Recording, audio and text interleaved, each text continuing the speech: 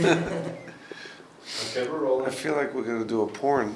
It's like Really? Yeah, it's a moment. Why? I don't know. It's in this closed little secret room. You get the cowboy hat on. Yeah. Oh well, I'm being stupid. I'm sorry.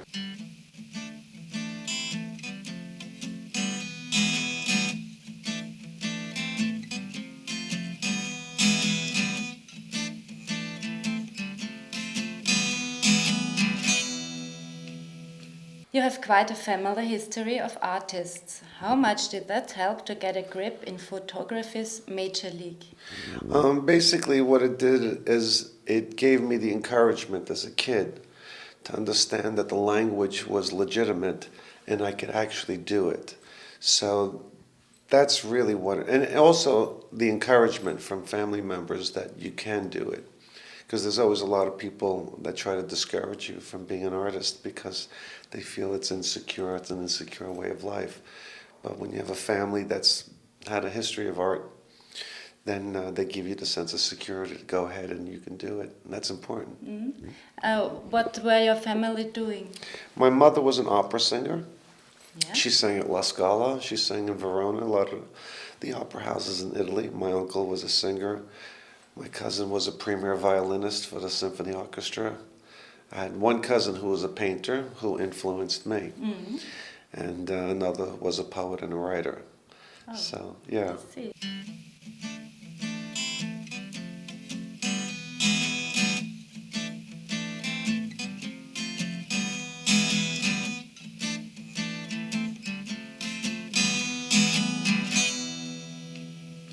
And how did you come then to the photographer, to being a photographer? It happened almost accidentally. I did. I was a painter. I studied painting. I mean, Andy Warhol gave me my first job in New York. And basically I had a man who lived around the corner from me who basically substituted as my father because I lost my father when I was a kid. And he was a photographer.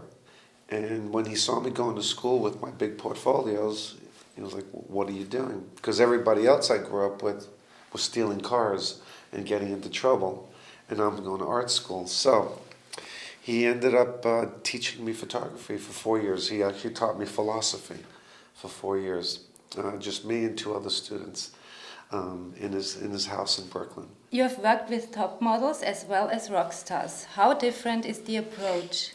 It's a big difference. Yeah, it's a big difference. Most models are professionals. They get right into it. They know what to do. They know how to give you something. It's like a little ballet that happens, and they perform for you. Rock stars are very self-conscious, and so you have to again take another approach, especially with the men. The men are different than the women. The women like to be photographed. And so they help and they participate and then they give you something. The men are sort of like, macho about it. So you have to learn how to, play a dance, so to speak. You have to learn how to work with them and make them still feel masculine and good looking.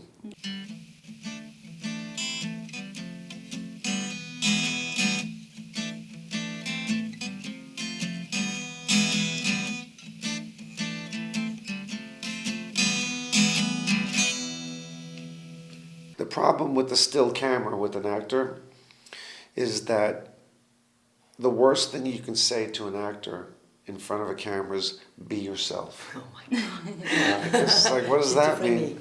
Yeah, because they're used to being in front of a camera and playing a role and not being themselves. So when they stand in front of a camera, you can't say that because it's all of a sudden it's like, be myself. What does that mean? I have no idea. So again, it's a process of give and take with me. My own personality has to come in. I have to basically entertain them one way or another, so they are no longer conscious of the camera, but now they're relating to me. And so again, it's a certain kind of dance that you have to perform. I have to perform as well. Yeah. Well, does it one time happen that a model fell in love with you because you're a handsome photographer? Yeah, it's happened a couple of times.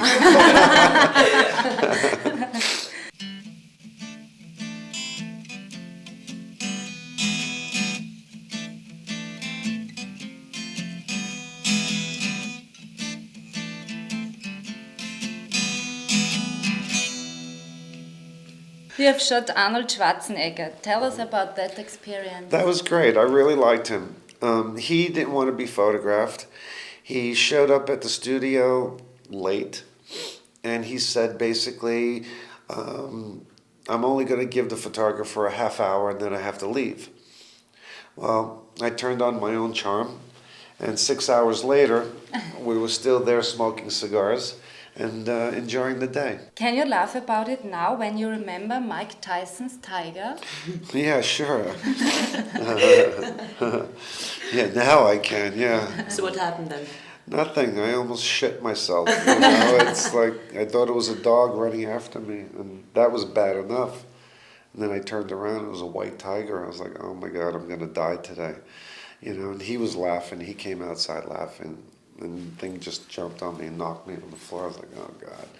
Yeah. He wanted to cuddle with you, eh? I think Yeah, so. he wanted to cuddle me. Yeah, yeah. Yeah, that was a big tiger. Must have been a female one, hey? I hope so. Yeah.